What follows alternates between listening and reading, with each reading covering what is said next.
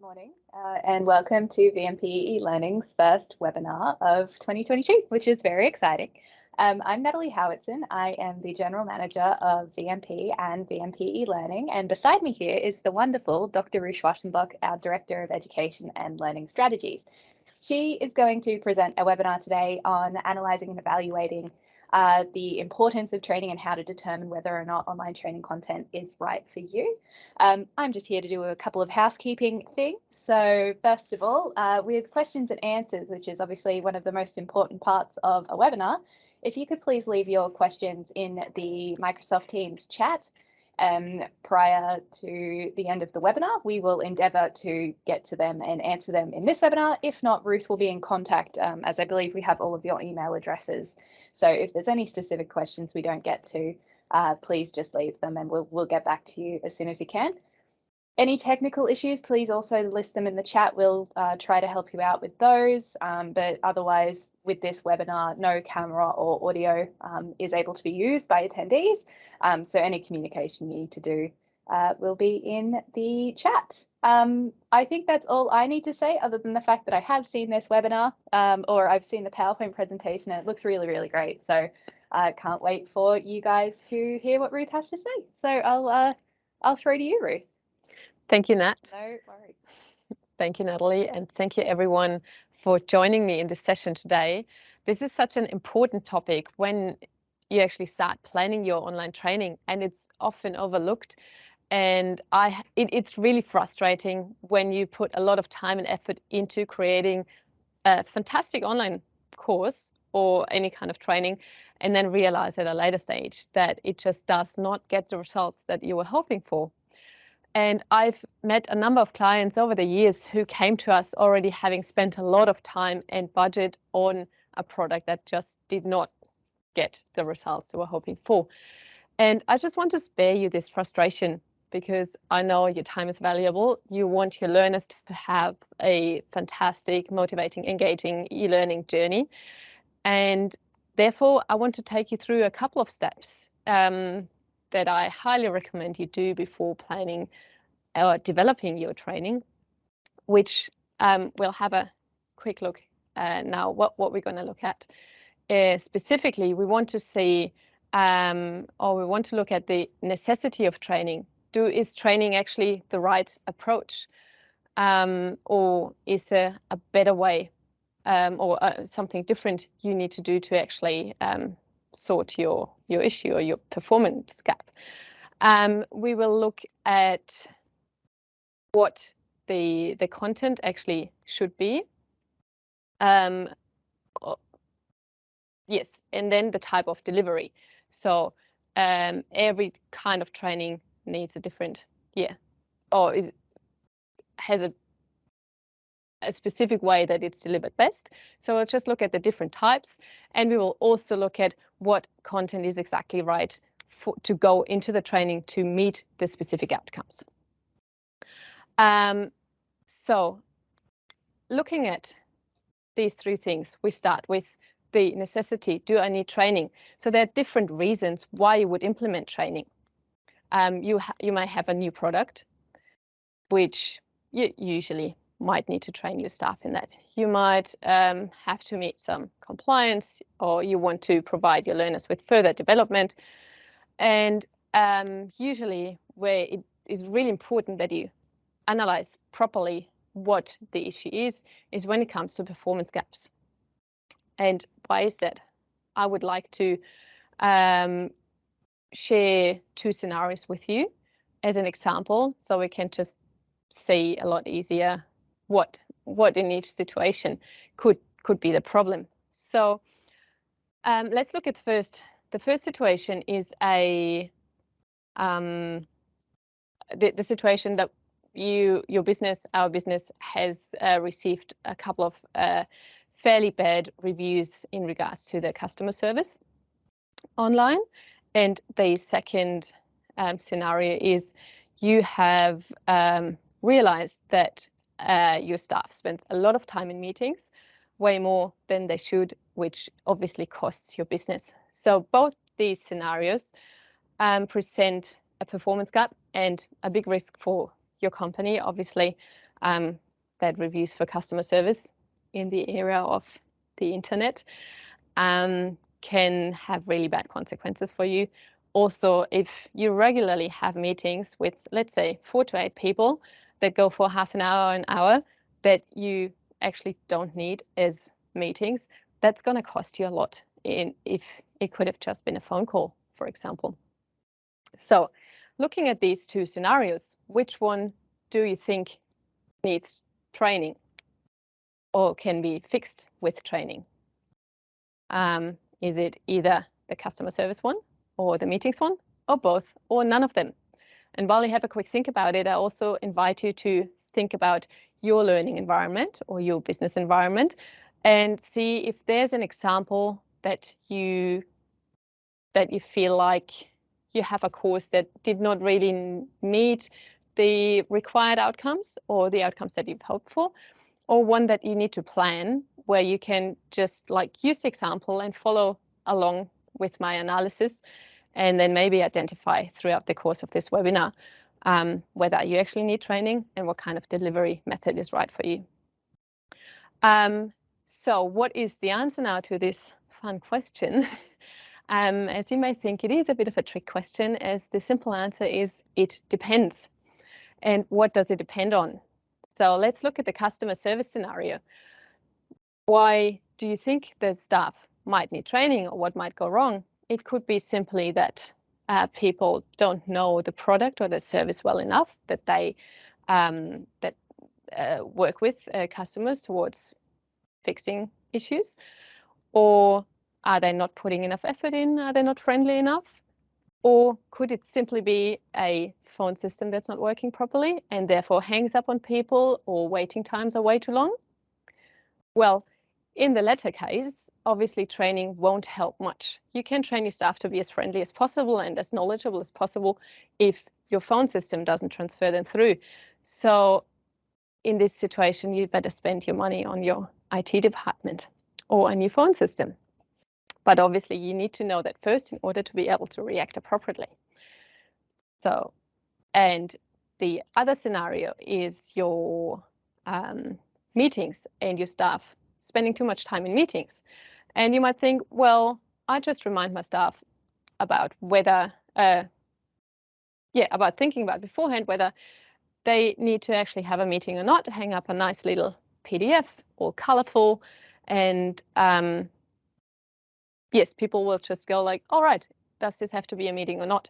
But that way you anticipate that people actually know their decision-making process and know how to decide when to actually call a meeting, or when it could be a phone call or an email. And you obviously assume that they just forgot, like all your staff just forgot that. But that is rather unlikely that everyone just forgets it. So you might be better off with a bit of a training module to guide people and teach people in the decision-making process about when to call a meeting or not. So this might be a better investment than just keeping to pay for lots of time spent in meetings.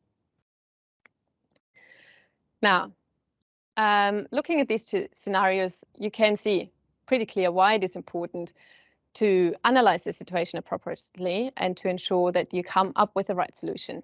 So this means you analyze your data, whatever you have, your performance gaps, your LMS, your HR tools, whatever you have handy, your profit analysis, you will find heaps of data that shows you, but you also really need to involve your people, your staff, because the data often shows you what is wrong, or like what the issue, where there's an issue, but only your people can really tell you why the issue is there. The data won't tell you probably anything about the broken phone system. So it's really important that you get your staff on board. Now, if you have been working in like performance analysis and developing solutions for some time, you're most likely familiar with Mega's performance analysis flow diagram, which we won't go into too much detail about it, but I just wanted to share that with you, or to remind you that there are a lot of things you should consider before you actually jump into the whole training development thing, and not just think, all right, there's a performance gap, let's do training, but just have a closer look at like, make sure your staff has all the necessary resources there, if they have the right instructions, if they're given appropriate feedback, if there's anything else, if they might get like punished for performing well or rewarded for underperforming, things like that. Only if you can really say, no, I've covered all this, this is all good, I can't simplify the task, there's nothing else I can do, then you start with implementing training. But once you get to the point, you then can be quite sure that you're actually investing in the right strategy. So now that we know we actually need training, we should look at the type of delivery. So what type of training do I need? And this is not a general discussion on whether face-to-face training is better or online training is better, what the benefits are. They both have the value. We don't need to discuss on whether e-learning is actually beneficial or not. There's enough evidence out there, and that has been discussed enough. But we're looking at specific situations and specific delivery methods and see when would face-to-face be advantages and when is actually online training the way to go. And we will also look at formal versus informal training, which is often overlooked, but can be a very impactful way of training your staff and teaching your staff. And again, for this part of the webinar, I invite you to think of an example, or like stick with the example that you have.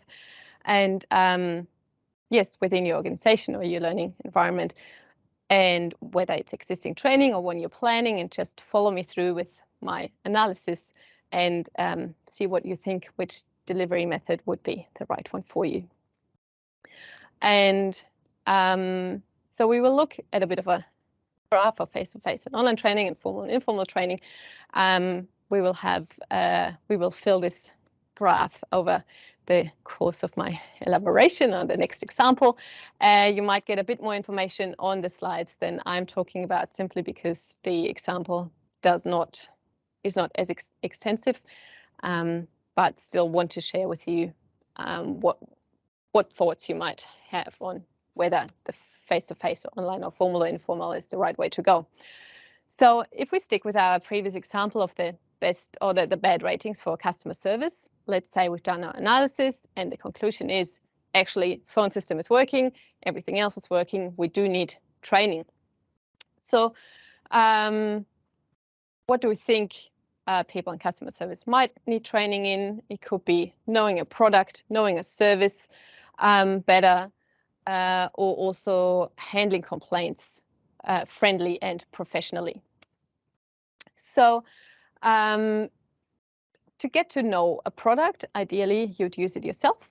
So whether this is a traditional classroom situation or a computer based like service or product training, depends on the type of product, obviously, and also how easily accessible it is. If you're talking huge machines that are located like in the center of Australia, you might not look at hands-on training, but online might just be the way to go. However, if it's something more accessible everywhere where your customer service people work, it might be easy to actually have that face-to-face and get people to touch the product as well if needed. Alternatively, you can look at informal or social training. So obviously, like the classroom scenario, whether that is face-to-face or online, that is the formal version, and informal training or social training would be more if you, for example, create a buddy system where you have new staff sitting in with customer service people who have worked there forever and have like really good reviews, or they say the exact right thing in the right situation. So people can sit in with them and actually listen through and follow the advice. They can ask questions. That way they get a really personal experience, because they might feel comfortable with the one type of client but not with the other type of client, so they can just ask questions of how that all works. They can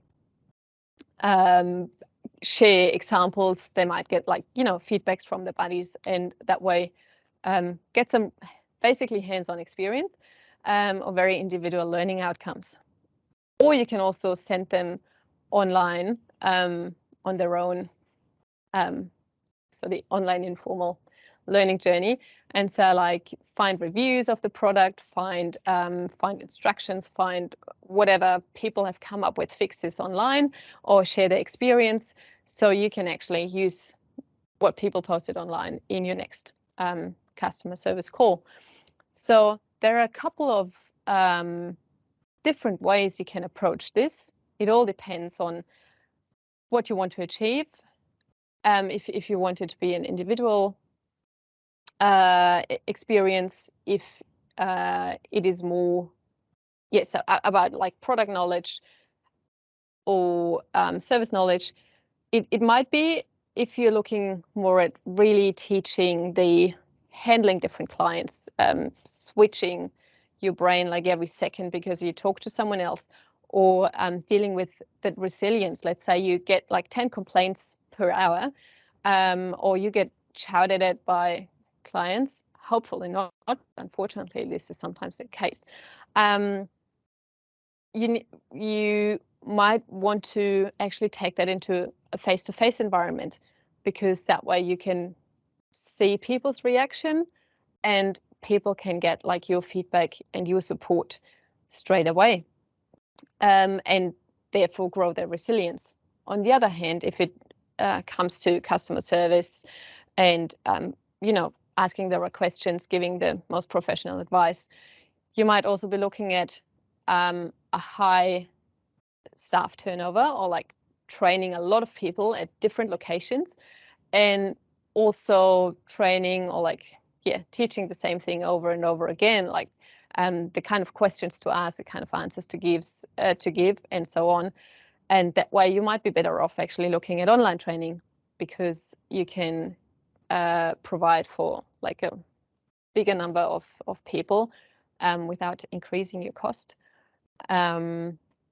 Or if people need to do that for compliance, so they're not abusing your clients or anything, it will be good to have that online, because then you have it saved in your learning management system. And if your staff does not comply, then you can just say, well, you did the training, here's the tick, you should have known it. So there's a lot of thought that goes into it. Then obviously you will have your budget and your time restrictions, unfortunately. Try to think without these restrictions at the beginning, and think about what would really be the best way to deliver your training. And then think about, come up with that, and then only bring your restrictions later.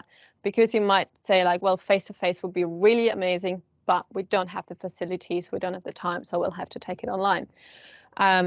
You might want to do a great formal online training, but then you find out that you actually only have so much time. So you might make it a bit of a shorter module, but introduce a buddy system or any other kind of informal learning. So that is actually a great way to improve the learning journey by providing different types of delivery. And now looking at what we need to do next is, when we have defined the type of delivery, we will mainly focus on online training in this webinar, but happy to answer any questions for any other type of delivery as well.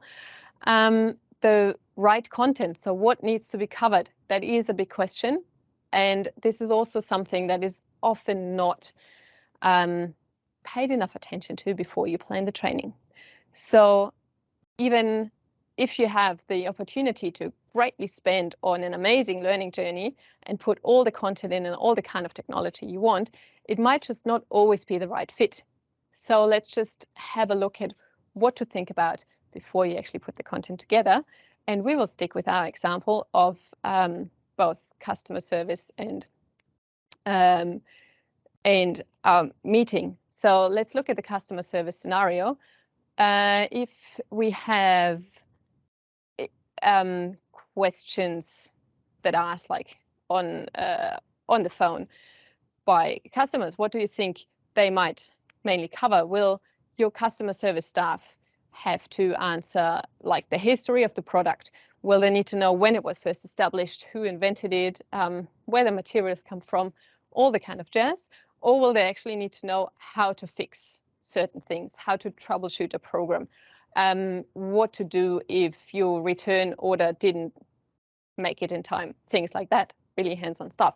So I dare say in most situations, it's going to be the latter. So this is what you need to train people in. It's not going to help them if they sit through 10 slides of the amazing history of the product, whilst it might be interesting. And your staff might be interested in it, so provide them with the information if they want it, but don't make it compulsory, because also you will see the motivation learning about it will just drop significantly, and it's not going to help with the outcome at the end. It's not going to make your customers happier if your staff is really not motivated to actually learn more. And same goes for the meeting scenario. We can let's have a look at an example slide. If your training started with the slide, what is a meeting? When do we need it? Then people will be like, I have been in so many meetings, which is your issue. I know what a meeting is. I know how to run a meeting. I've done that 10 times. I've sat in 100 meetings, or what feels like 100 meetings over the last 6 months. You will lose the motivation straight away. It's not going to work, and it's also like wasted time and money, because it's not going to help solving the issue, because the issue is you want the decision-making process of your staff members of whether they should call a meeting or not. So how about you start your training with a scenario where it says you just realized that in order to finish the project on time, you will have to go $3,000 over budget. What do you do? So immediately you cut out all the stuff about meetings that people don't know to make that decision, but you throw them into a scenario where they actually need to make the call and go through that decision process. And you let them take the decision and then give them feedback on whether they did right. Like maybe they click on, let's call a meeting to discuss, and their feedback will be, well, now you've spent another that many dollars on a meeting, so you will just go over budget even more. You've wasted that much time, and it's not going to change the situation anyway, because you've already done your analysis and you know that there's no other way. They might click on sending an email to the client, which will be fine, but ideally, and you just need to make sure this is in the feedback, they call the client. So they show they're not hiding anything, they keep it personal and can explain the best way that either they spend $3,000 more, or it's going to take a certain amount of time more than initially anticipated to finish the project. And then they can still write an email to have everything in writing. So this will be 15 minutes of one person instead of like maybe half an hour of who knows however many people. So this is something that sticks with people, and it costs you a slide with feedback basically to start the training. And you don't need all the other 10 slides about what is a meeting, why do we have meetings, how to run a meeting, interesting phrases to say. So that will be missing the point. So to actually get the content right and understand what you want to put in, really go through what your staff needs to do in order to fulfill your expectations or their task, what they're required to do. And getting down to this is really crucial for developing effective training. And I highly recommend a process called action mapping, which was started by Kathy Moore. She's very well known in the learning and development industry, so you probably come across her anyway. And following her process means that you really narrow it down to what do people need to do, and then what do people need to know to be able to do this. And you just get away from the whole point of like all the background information, but cut it down so people can actually action afterwards. And this will automatically lead to way higher learning outcomes, I can tell you. So Again, to summarize, analyze your data, ask your data what is wrong, and then involve your staff. Ask your people, why is it wrong? What's not working? And then work together. You will also see involving your staff will get a lot more motivation from their side. They will accept the training later on a lot better. So yeah, I guess these two main points of resource or analysis will tell you whether to train or not to train, whether it should be face-to-face or online, formal or informal training, or a combination of one or two or all of them, and what actually needs to be covered. Really define the content of what do people need to do. So this was a hopefully brief enough summary of 3 points we need to look at before we start with development. Looking at, will training actually fix what we need to fix? What delivery method is best? And what do people need to do? So what content needs to go into the training?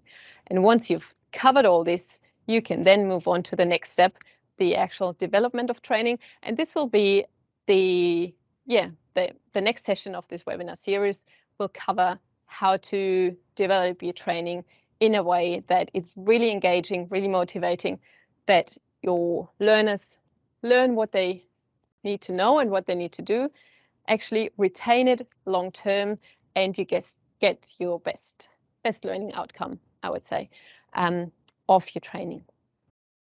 And now if you have any questions now or later on, just get in touch or like put them in the chat now, and I'll be happy to answer them. Otherwise, please get in touch. You have my email address, hit me up on LinkedIn. I'm always happy to connect. Also, if you don't have any questions, please just connect. It's always good to see what's going on in the industry, what other learning and development people are doing, and the ideas you have, or if you have any questions further down the track, please always feel free to reach out. And I'm looking forward to our next session next quarter about how to develop training. I hope you could benefit from from this short session, and it will help you with either something you've already done or you're working on at the moment, or you will work in the future to make sure that your learners get the learning experience they deserve to keep them motivated and passionate about what they're doing. Thank you very much.